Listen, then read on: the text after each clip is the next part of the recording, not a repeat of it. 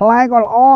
សបកសាច់ផ្លែថ្លាហើយផ្លែទាំងចកោមមកគេទៅភ្លៀងខូចយើងប្រើជីម៉ុនគក់សរីរាង្គនេះអត់តាន់មានខូចអីណាជីម៉ុនគក់នេះនឹងទទួលបានលទ្ធផលល្អហើយនឹងបងប្អូនជិតខាងនឹងមើលគំរូហើយចន្ទទីក្រុមហ៊ុនសាធារណៈឆ្នាំនេះផ្លែដកកហើយប្រើជីម៉ុនគក់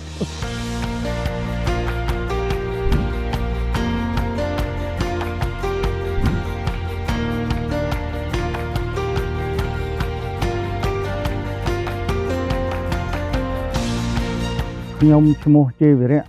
តួនាទីនៅចការក្រុមហ៊ុនសាធារណៈនេះខ្ញុំជាអ្នកគ្រប់គ្រងទូទៅ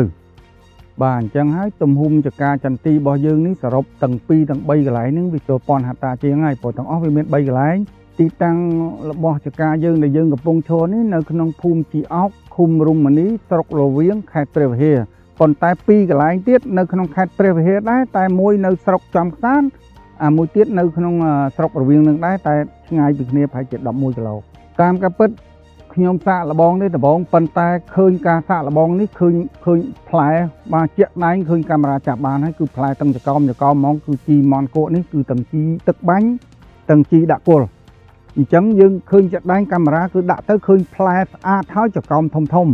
ប៉ុន្តែយើងអត់បានទទួលផលទេប៉ុន្តែពេលនេះឃើញទុំមួយហើយអញ្ចឹងបានន័យថាជីម៉ុនគក់ហ្នឹងខ្ញុំគិតថាជោគជ័យហើយក្រុមហ៊ុនយើងឆ្នាំនេះលទ្ធផលនឹងទទួលបានលទ្ធផលពិសេសហ្មងជីប្រើលើចន្ទទីយើងចាប់ផ្ដើមប្រើពីខែ7មកបាទហើយយើងបាញ់មានវល់វារហូតមកដល់ឥឡូវនេះយើងចូលខែ3ហើយដល់ចន្ទទីចាប់ផ្ដើមទុំមួយហើយអញ្ចឹងខ្ញុំសម្គាល់ឃើញអ្នកចន្ទទីអ្នកចិត្តខាងហើយនឹងយើងប្រើជីម៉ុនគក់នេះគឺចន្ទទីយើងលើហើយឆ្នាំនេះជីម៉ុនគក់នេះជាជីសរីរាង្គ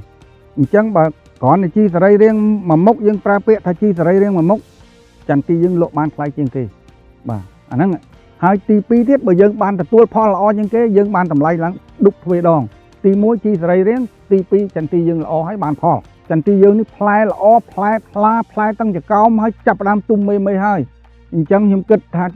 ដូចខ្ញុំនិយាយខាងដើមអញ្ចឹងជីម៉ុនគក់នេះនឹងទទួលបានលទ្ធផលល្អហើយនឹងបងប្អូនជិតខាងនឹងមើលគំរូហើយចន្ទទីក្រុមហ៊ុនសាធារណៈឆ្នាំនេះផ្លែដកកហើយប្រើជីម៉ុនគក់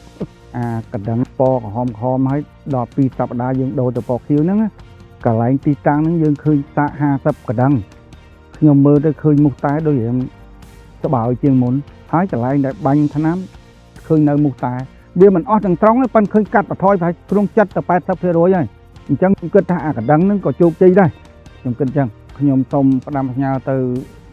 អ្នកចការចន្ទទីទាំងអស់បាទឆ្នាំនេះខ្ញុំមិនទាន់បានប្រមូលផលដល់ 100% ទេប៉ុន្តែតាមការសម្គាល់ឃើញថា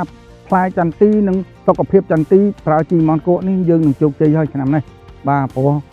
វាប្លែកពីចន្ទទីគេចិត្តយើងបាទផ្លែក៏ល្អ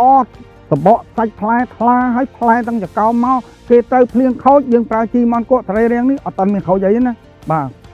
ផ្លែយើងនៅទាំងចកោមហ្នឹងចង់បញ្ជាក់អញ្ចឹង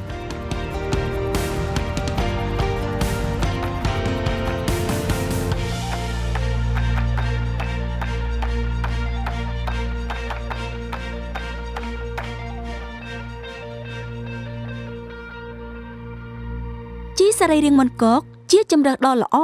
សម្រាប់ដីដំណាំនិងបរិស្ថាន